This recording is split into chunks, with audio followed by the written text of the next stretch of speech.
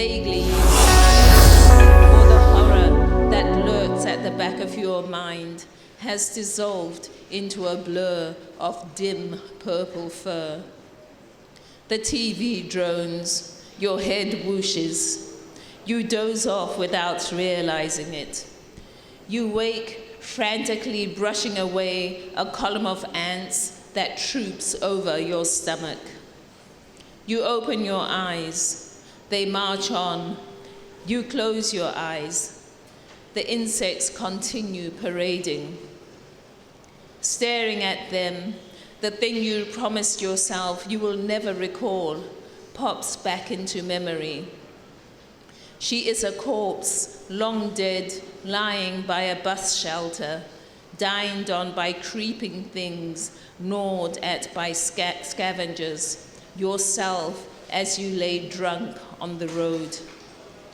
You rush away from her into the kitchen.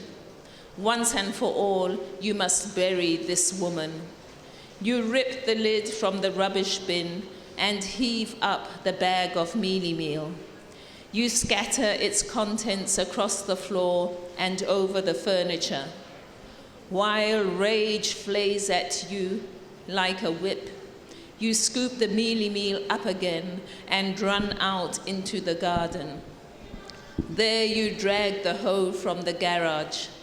You dig a hole deep as a grave and pour in the gift from your mother. Dogs bark far away. To your ears, they are drawing closer as to hunted quarry. Unnerved, you lumber to your room, pulling off your blouse as you stumble. You want your head concealed beneath the bed covers, your body on the mattress curled into a ball like a fetus. Stretching forward to search for pajamas, you sway back from the bed, stricken. You switch off the light, you flick it on again. This makes no difference.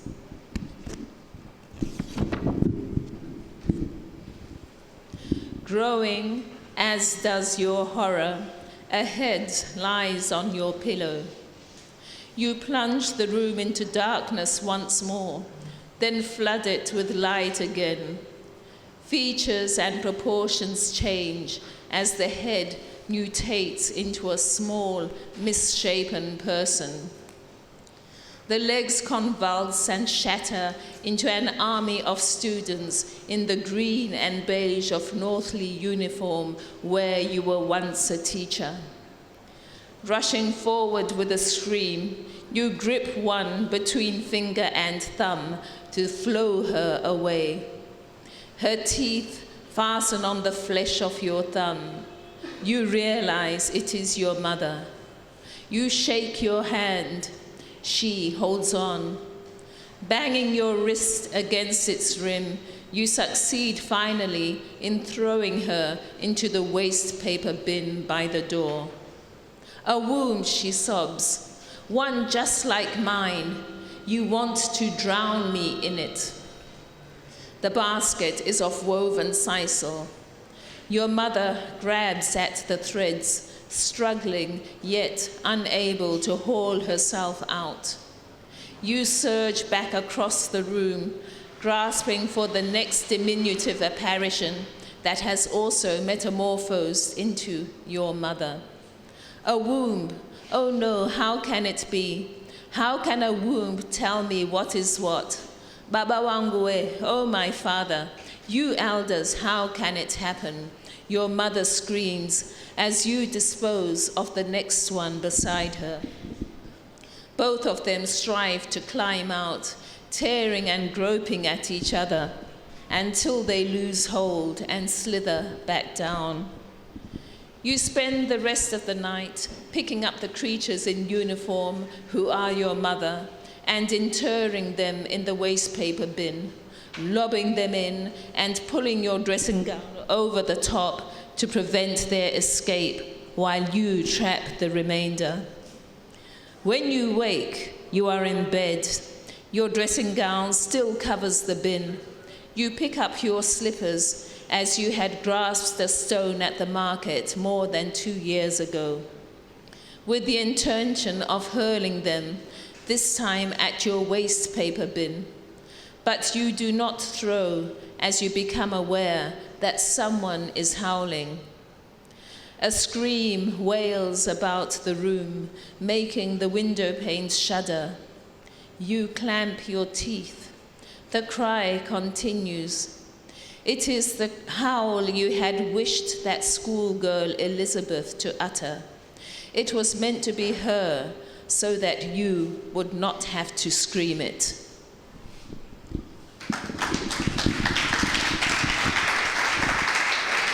Thank you.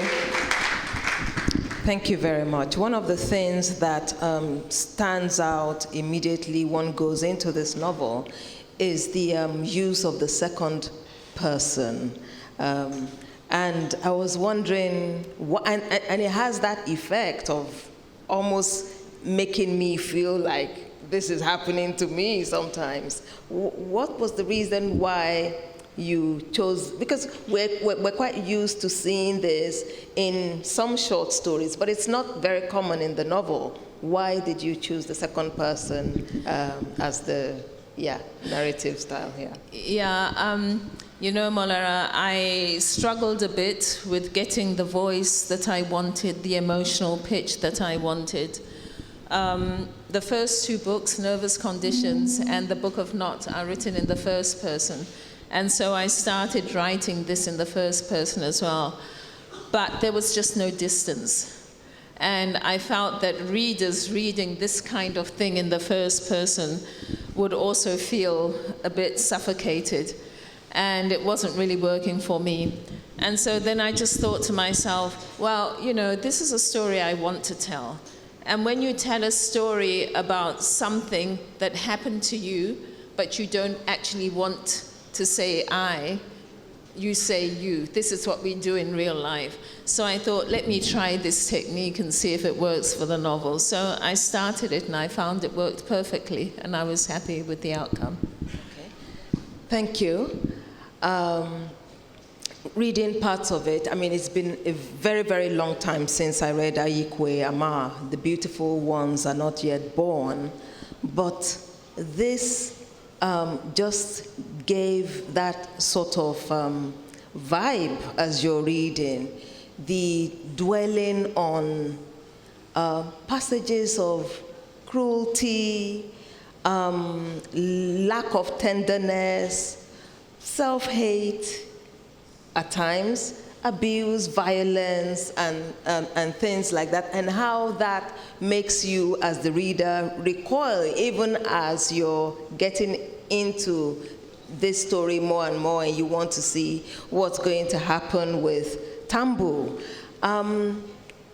Why the delving so deeply into, I mean, honestly, of the headliners we've had so far, no title has come close to the theme as much as this, and it gets really, really heavy as you get into the novel also. Why this searing look into abuse, violence, and topics like that, which, you know, if you can just shed some light on that. Thank you. Yeah, that's such a huge topic, so I think I'll begin from the present.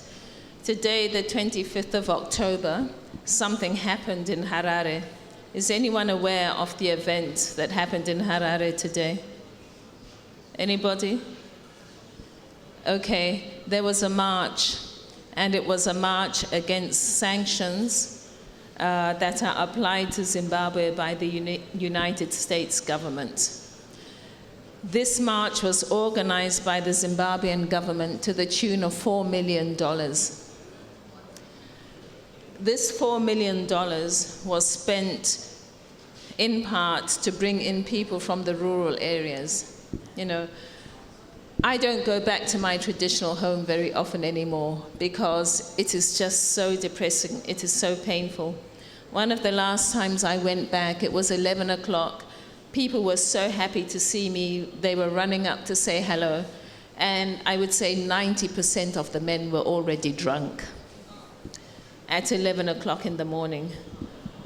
I can remember going back to the actual homestead, and it was just devastating. And these are the people who are being bussed for $4 million to march against sanctions, where some of the demands for the removal of sanctions that have been set by the United States are political reforms, respect for human rights. You see now, what a deep kind of violence is that? I remember one of the men who was inebriated at that time in the morning came up and told me that he had been a school teacher, and we had the whole conversation in English. And he told me he was writing a book, and would I help him, would I read the manuscript when it was done. So now these people are not even enabled to do anything, and they are kept in this kind of conditions so that when the government produces a spectacle, come to Harare, my home is about 3-4 hours away from Harare. You know, people have no other option but to do it because it's something happening. Just a minute.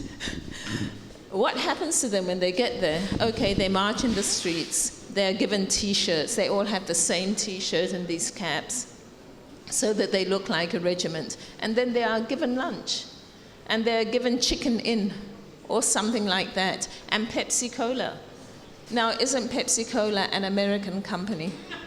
So this is the taxpayers' money that is being used ostensibly to march against neo-imperialism and globalization, but using the taxpayers' money to actually fund the companies of that very country. Now, this is the kind of violence that I was engaging with. And I was thinking, you know, how does this kind of violence come to be? What has happened inside people for them to be able to coexist with such a system of violence? I'll tell you another example. 2008, in the first very highly contested elections in Zimbabwe. That was a time when the kind of tactics that had been used in the rural areas, where there were all these all-night meetings with singing and dancing and denouncing of people, were actually brought into the urban areas and the peri-urban areas. And that was a time also when there were unspeakable kinds of violence. I don't even want to go into them. And so I have been at pains to find out what kind of degeneration occurs in the soul and the being of a person that enables a person to be part of such a system. And I think I found some explanations with Tambudzai, this kind of extreme alienation from yourself, where you're told that, you know, these are the kinds of successes that you should be having. You know, you should be having this huge car, you should be wearing designer clothes, you should be having this huge house. And of course, you know, that can't be for everybody, but you're made to feel a failure. And if you've invested all your life, like most of us did, you know, coming from that generation, you get your education, you get your profession, and you're meant to live that life. You know, you see yourself as a failure, and you don't know where to go next. And your rage just starts emanating against everything. So those were the kinds of issues that I was engaging with, the kind of extreme violence that you can trace from the top to the bottom and from the bottom to the top. Thank you very much. I wasn't going to stop you. I was going to say that if people are bussed into Harare to come and march against their own interests, that is a kind of self-harm, basically. Yes, it is a kind of self-harm, but people don't always understand what their interests are. Zimbabwe is still 60 to 70% rural, and we have retained the system of rural chiefs. Now, when the colonials came at the end of, well, in the 19th century, there were chiefs and kings in their areas, but of course the colonial government replaced them with people who were amenable to their interests. And so this has continued. And so now the people who are in these areas do not necessarily represent the interests of the people. But because the system is the same, the people regard the chiefs as representing their interests. So when a chief, for example, gets a four-wheel drive car from the government and is told, now please deliver your people, of course the chief will go and deliver the people. And they still have jurisdiction over the land because there is no land tenure in the rural areas. And one of the functions of the chiefs was to apportion land. So people are literally scared that if we don't do what we're told, we may end up with nowhere to live. And, how valid that fear is or not is not really the question. The issue is that the people have the fear, and that this kind of fear is instrumentalized in this way.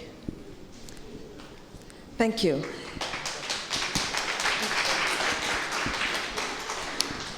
I'd better keep my promise.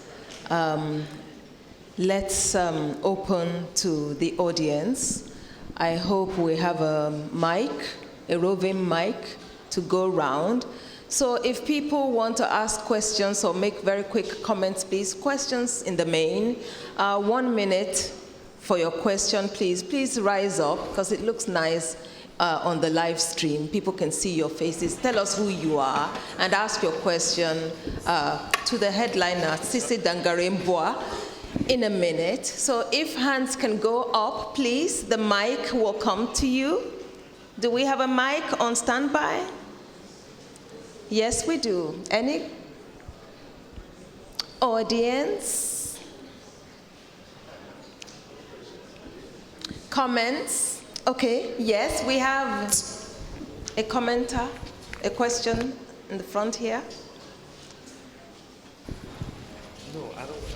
Oh, I thought you raised your hand. Okay.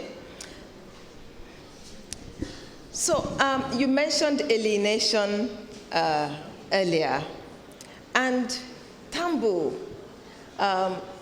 is quite alienated from herself, from human feeling. There's the scene where her hostel mate has come a cropper, about to get on the bus, and I'm reading and I'm there wincing. I just cannot understand why she would totally not feel any empathy for this person. There's the bit where she's going on the bus and she's stepped on this child. She's not sorry, she's not. What is happening there? Yeah, what is happening there, and I will engage with respect to the bus scene. What has happened in that scene is that Tambudzai is in this hostel and sees herself as a failure because she's approaching middle age and she's still living in a young women's hostel. And so there are all these lovely young women around her. So she's at the bus stop, a combi stop, and one of the young women comes to get into a combi, and she's wearing a mini skirt. Now there is a kind of violence against women in Zimbabwe. I don't know if you have it here. We do have it, yes. Yeah. So the misogyny is actually coming through here also. Exactly. So the hostel mate has this mini skirt on and she's looking fabulous. She's got these high heels on. But when she tries to climb up into the combi, she has to hold on to her skirt. The people see it, especially beginning with the men, and they start taunting her and they pull her out of the minibus. And it looks as though she is going to be beaten up, which actually happens. It sometimes happens in Zimbabwe. And the women join in, and so this is the issue about patriarchal women and how we internalize that power dynamic and also begin to oppress other women along gender dimensions. To add on to that, we've just had a situation in Zimbabwe where we have a gender commission.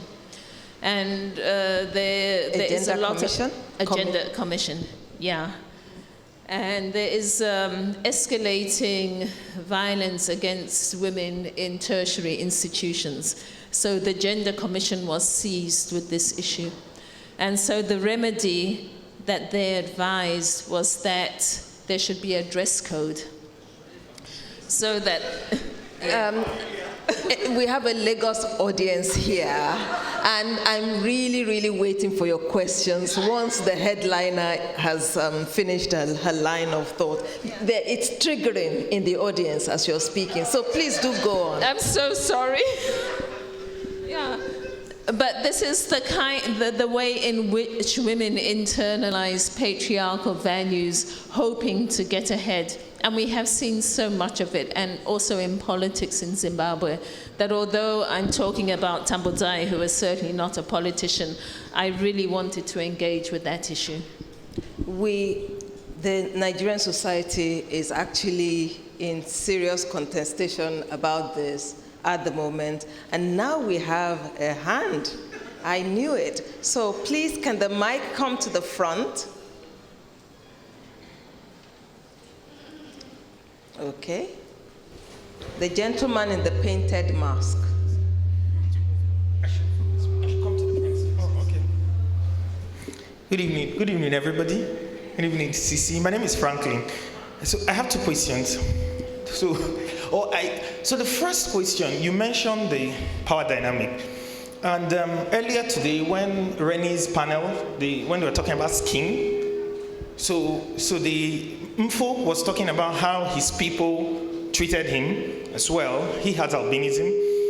And so at some point, I was telling somebody, is it that, so I'm often worried once the power dynamic changes.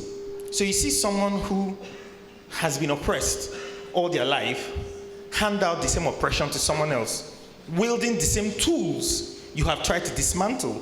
So you see a black man chant about racism and white supremacy and turn around and say, well, I don't really understand gays, right? So you see a woman, oh, I'm a feminist, I'm a white woman, I'm a feminist, yay, but black women, just hold on a bit. And it often confuses me. So I was asking is it that, okay, this same thing that we chant about white supremacy, we also do it? Because Umfo was literally talking about how he couldn't find any place. So white people will let him know, yeah, you have albinism, but you're not white. Then black people in South Africa will tell him, you are not black as well. So can we agree that, is it that we are all the problem? That humanity is the problem? That's the first question. Second question, sorry. Your 1 minute. Has a lot. So, okay, very quickly, your very second quickly. question. So when we talk about Africa as a country, it's something a lot of us rebel against. What you just described now is a Nigerian political rally. People are bossed from the rural areas giving money to come and campaign. So what you talked about again, someone getting on the bus with a short skirt, something that you see in Lagos all the time. So and we always push back against, oh, Africa is a country, is not, but there's so many similarities in our experiences. So could you comment on that?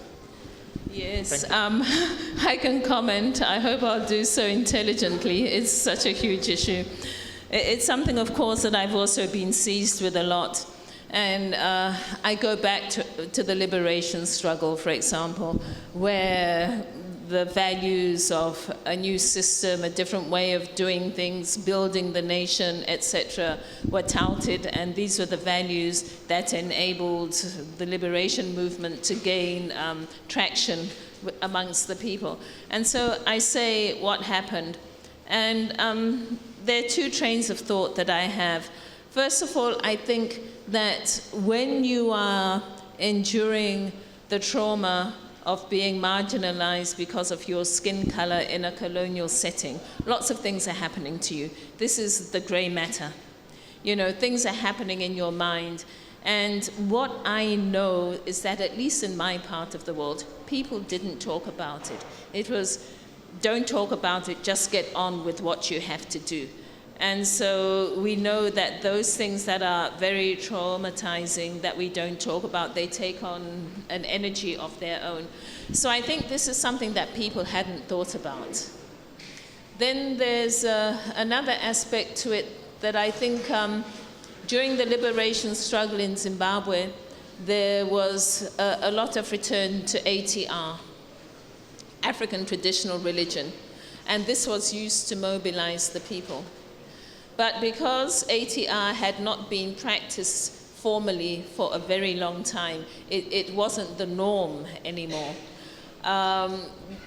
The forms that it took during the liberation struggle were probably not really the forms of a positive religion. I mean, anything could happen.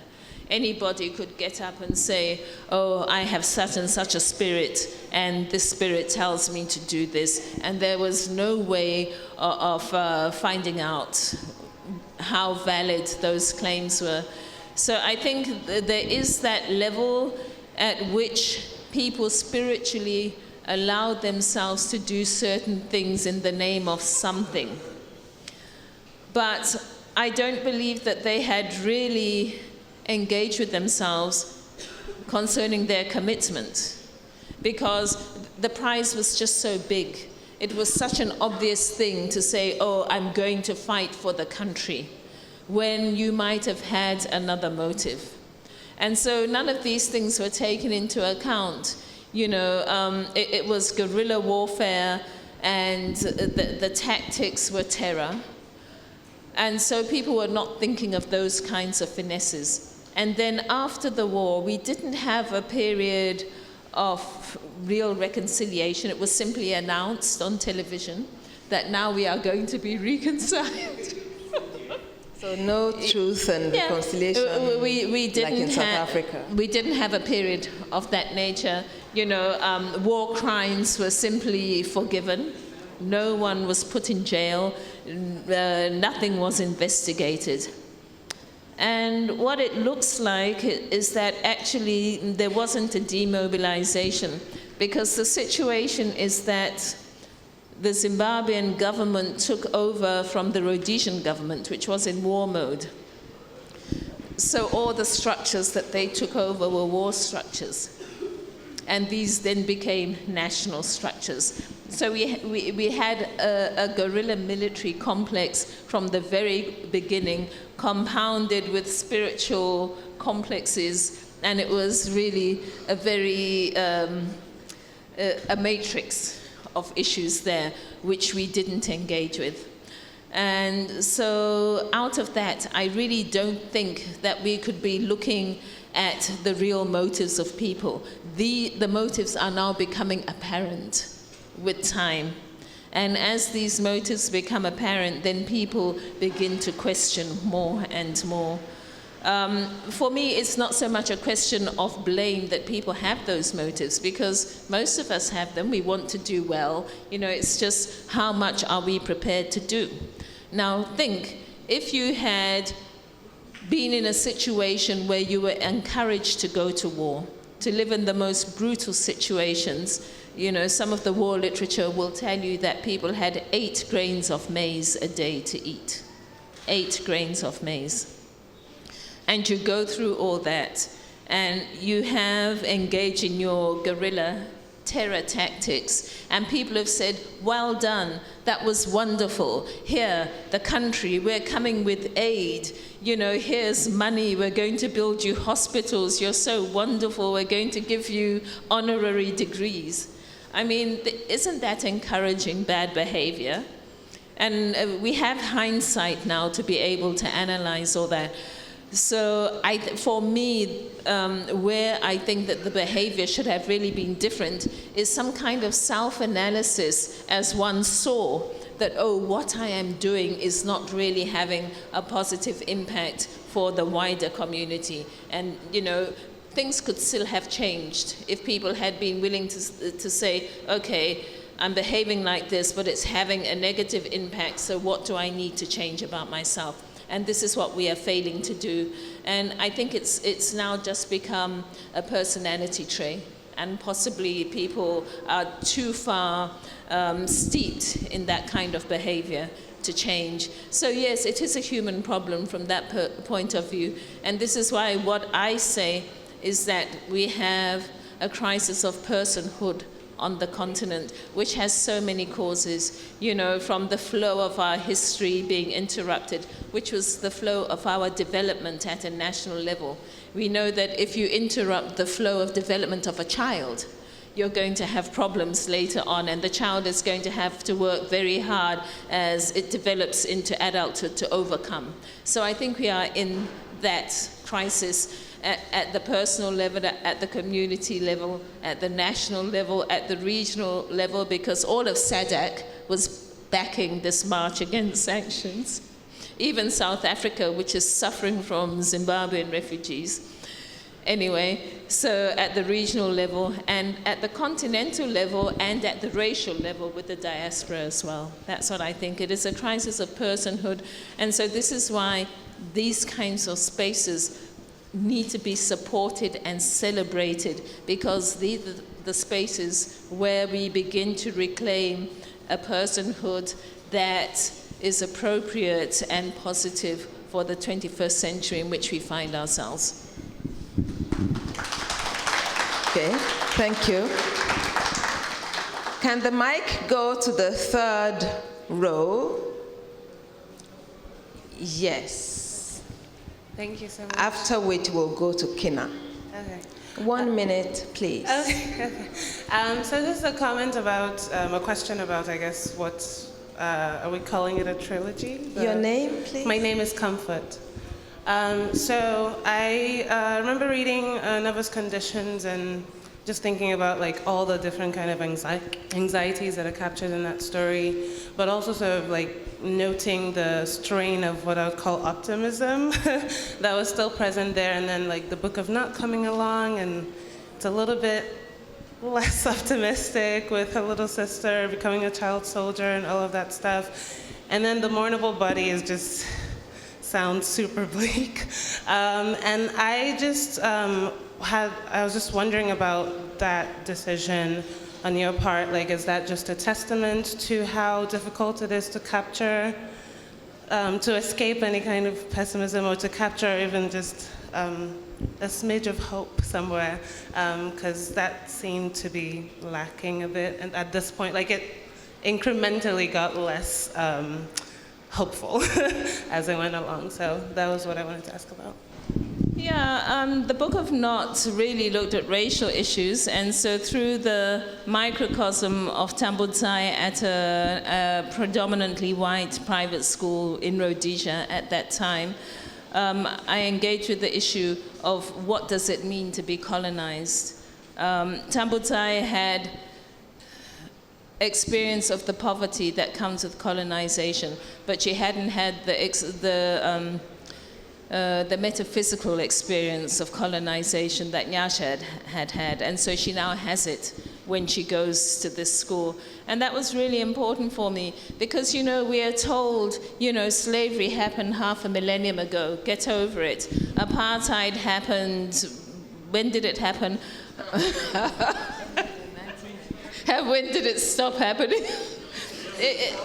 Yeah, exactly. You know, get over it. So we're told, yeah, Zimbabwe got independence in 1980. Get over it. But I've already mentioned the structures, like with the chiefs, that were put in place. And so we are still living the effects of those structures, and they're still residual. And so, you know, I don't want to be told to get over it. You know, it's like there are some mothers, a child falls down, one mother will pick the child up and comfort the child. The other mother will say, why are you crying? Get over it. You know, so we need this period of mourning and looking back and grieving and finding out what part is hurting and attending to that part and making sure that it gets well, and then thinking, oh, you know, so I'm better now. And then you realize, actually, no, that was my knee, but now it's my heart that's hurting. You know, we need to be given that time, otherwise we're never going to recover. So this is what I was doing with the trilogy, and it is hard. And it was meant to be hard. You don't come away from your own island to cart millions of people over an ocean in order for it to be good for them and easy for them.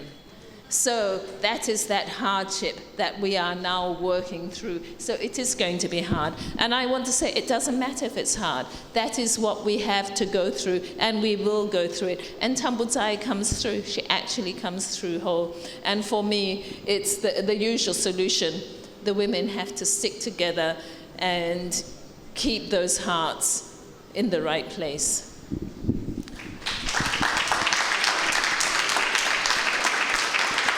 I was going to ask you about female solidarity, but you've you've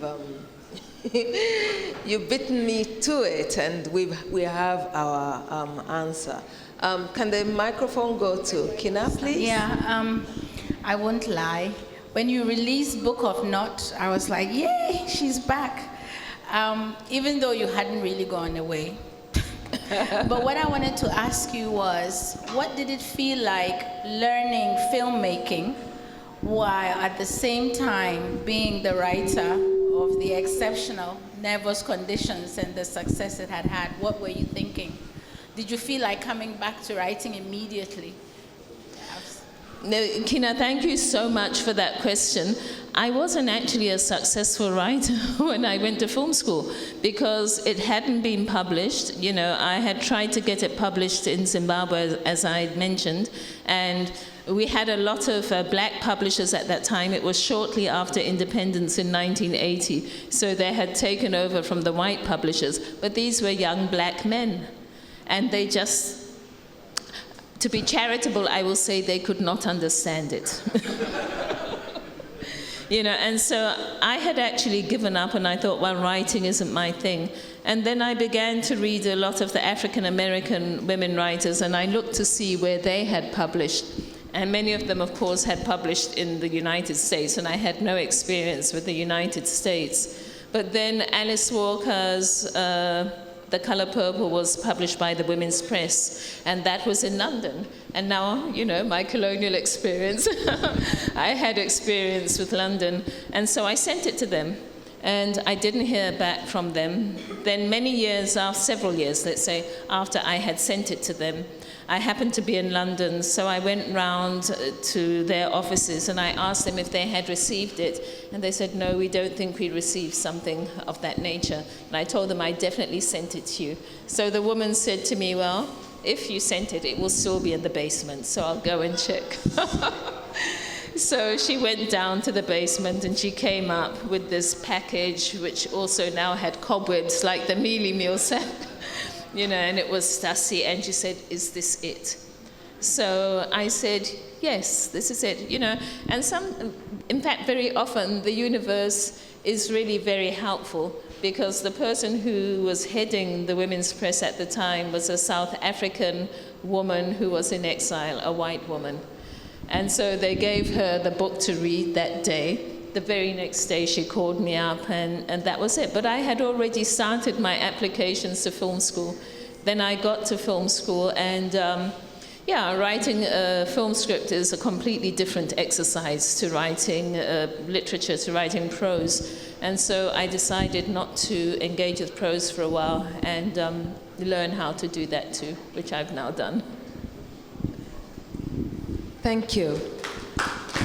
You said you finished. Oh, okay, so we have questions. So, sorry to me. Can the microphone come to the second row, please? Yes, thank you. I think we have another hand up. Okay, great. Oh, two. Good. Please go on. Yes? My name is Aris Okwo, and it's such a pleasure to be acquainted with your work and to see how influenced you are by the concepts of identity, of personal and national and continent-wide identity, and also your identity as a woman. And bringing that now to your work with female filmmakers on the continent, I'm wondering if you have any expectations. What are the things you want to see happen with women in film?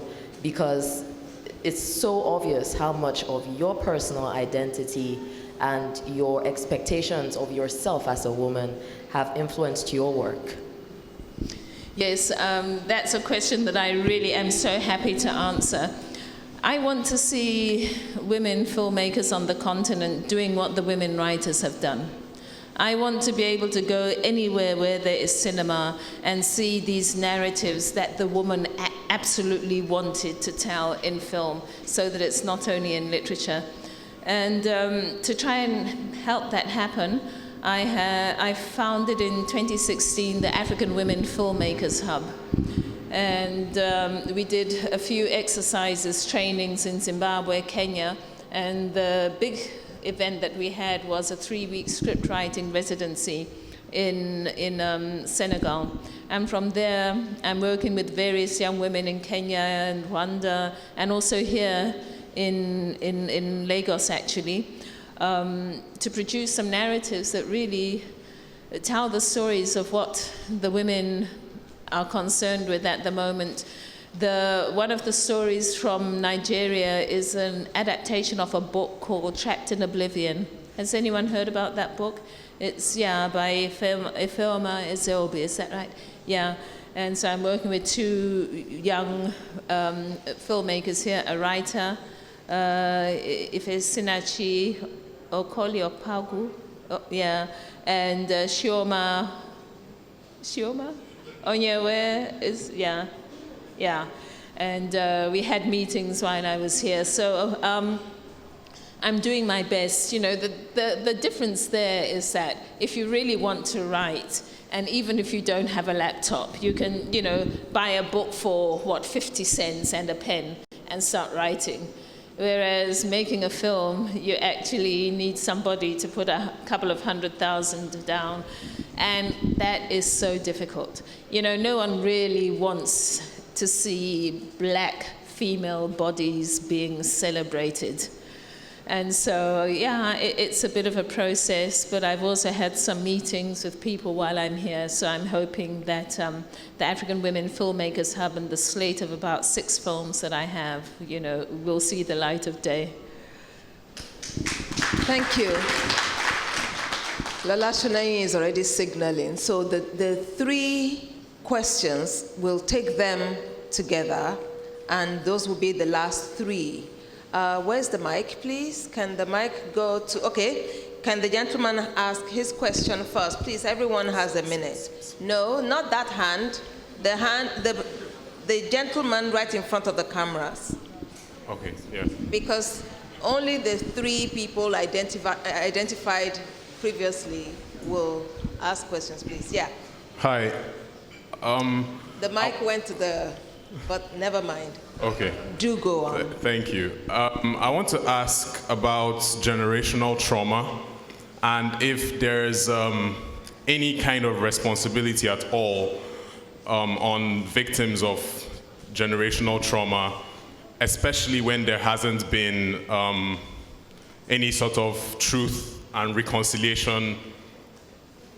Is there any responsibility on the victims of such trauma to kind of lift themselves from that suffering? Is there? I'm asking specifically with reference to Nigeria's case, because post-Civil War, there has been propaganda, but relating to truth and reconciliation, but there hasn't been really any substance to it. So yeah, thank you. Thank you. Did the gentleman in the row behind want to ask a question? No. Can the mic come forward, please? Is there someone there? No? Okay, can you come, where you are, to your left. Yeah. Hi, Tsitsi. Thanks for being here. You look great, by the way, as do you, Malara. My name is Goga Clay. I'm a self-published author. I'm also a filmmaker.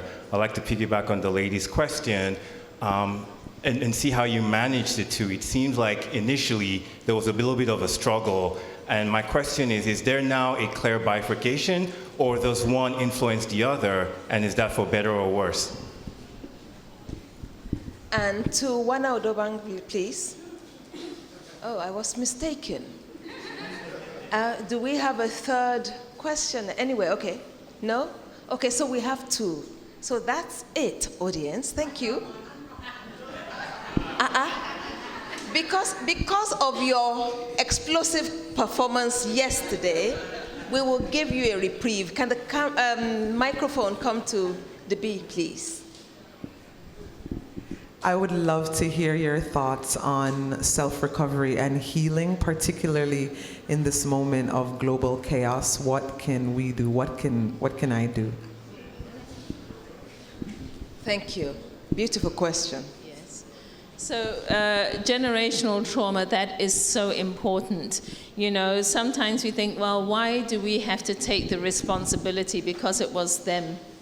But as each of us has the responsibility to be well and to seek to be as well as we can and to recover from hurts and traumas, so do generations. So if it's not being done for you, then you have to take it upon itself to make sure that it is done. Because if you don't do it, you will continue to suffer and you will pass this suffering on.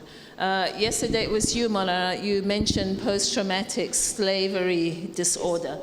People are beginning to see how these kinds of traumas can even change the DNA, so that characteristics that are initiated by trauma are inherited. So we absolutely have to take that responsibility. You know, we can moan as much as we like, but the fact is that is what is before us, and it's got to end somewhere. So I think we really need to say, let it end with us. You know, we have those kinds of things in Zimbabwe as well. You might have heard of the massacres of people in the south of the country. You know, so we haven't even had any healing about that. They talk about it, but it hasn't actually been done. So unless we deal with it, we're just going to pass it on. The second was, yes, I bifurcate, and I try to do this on purpose because I feel that film has a very specific way of narrative. And the way I like to write is not really very cinematic. It might feel, my prose might feel cinematic, but that is because of the emotional content.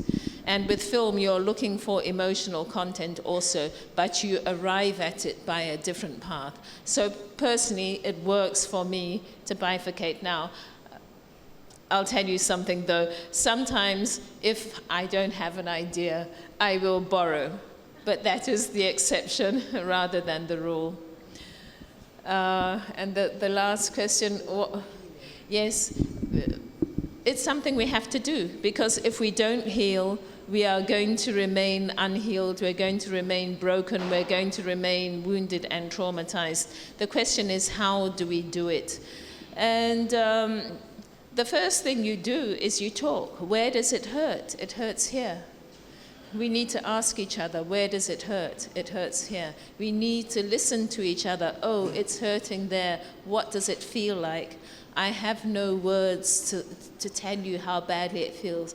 Well, you know, the other day I fell down and it felt like this. These are the conversations we have to have, and we have to have them in safe places like this. And unless we do that kind of work, we're not going to achieve the kind of generational and other healing that has been mentioned before. So do not be silent about your pain. Do not be silent about your pain.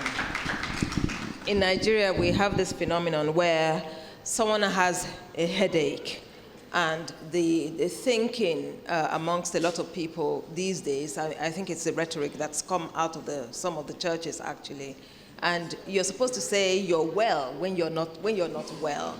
And I keep saying to people, this is trauma, this is, yes. And sometimes I will say to someone on the phone, I'm sorry, it is not well. It is not well, because you have to give expression to how you feel inside, and it's a way forward. Thank you so very much. Toni Morrison was a huge influence on you, wasn't she? Yes. Let's talk a bit about that. Absolutely. Recently, I tweeted that something was unspeakable. And somebody really went for me and said, that's plagiarism, Toni Morrison. And I was aware when I, you know, because I just loved the way that she said that things were unspeakable. And for me, all her writing was actually belying that and showing that no matter what it is, it can be spoken. And the final question, festival director. You're working on a young adult speculative, a totally different terrain. How and why? Okay. And a happier terrain? Right, all right. When my son went into adolescence, he's now in his early 20s, he stopped talking to me and he would grunt when I asked him things. So I spoke to a friend who had an older son and I said, did your son go through this grunting phase too? And she said, yes. So I said, what did you do? She said, I read the books that he read. So I went to see what my son was reading, and he was reading Rick Riordan, Percy Jackson. And so I thought, well, that's wonderful. I can now talk to him about Percy Jackson. But can't I give him something local where the spiritual forces and the heroes are local? So that's how it was born. Great. So, Nervous Conditions struggled really to come to life because it took so long to get it published. This mournable body also did not have quite an easy ride at first, did it? Even at some point you were posting parts of it on Facebook. So I read. You know, what's happening in this audience? So, your advice we have many writers, I'm sure in the audience, I struggle sometimes myself, writers that are struggling to get it done and it looks like it's never going to happen and you're having a lot of rejections. Your advice to writers that are struggling with their projects, please. Yeah, keep going. Doesn't matter what people say to you, doesn't matter what you say to yourself. If you're shouting too loud at yourself, just leave it for a little while until the voices calm down. But keep going and talk about it as much as you can. Some people don't feel comfortable talking too much, but as much as you can means you're opening yourself up to get help. So really the Facebook story is true. No one was interested in this mournable body until I started posting it on Facebook. Now, Ella Alfrey, yes, who is a publisher in England who was originally Zimbabwean, saw it on Facebook, read the excerpts, and inboxed me and said, Tsitsi, when you are ready, please send me the manuscript and I will see what I can do. So that's what happened. Thank you very much. Please read the headliner interview in this edition, in the Ake Review 2019 edition with Tsitsi Dangarembga. Get all the books, and while you can catch her here, get your autograph. Tsitsi Dangarembga, thank you so much. Thank you for opening up, and we wish you well when you go from Lagos, and we hope to see you again, and we look forward to the next book.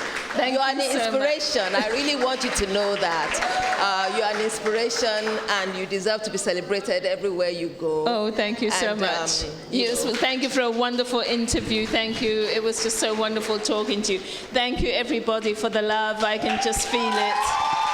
Thank you.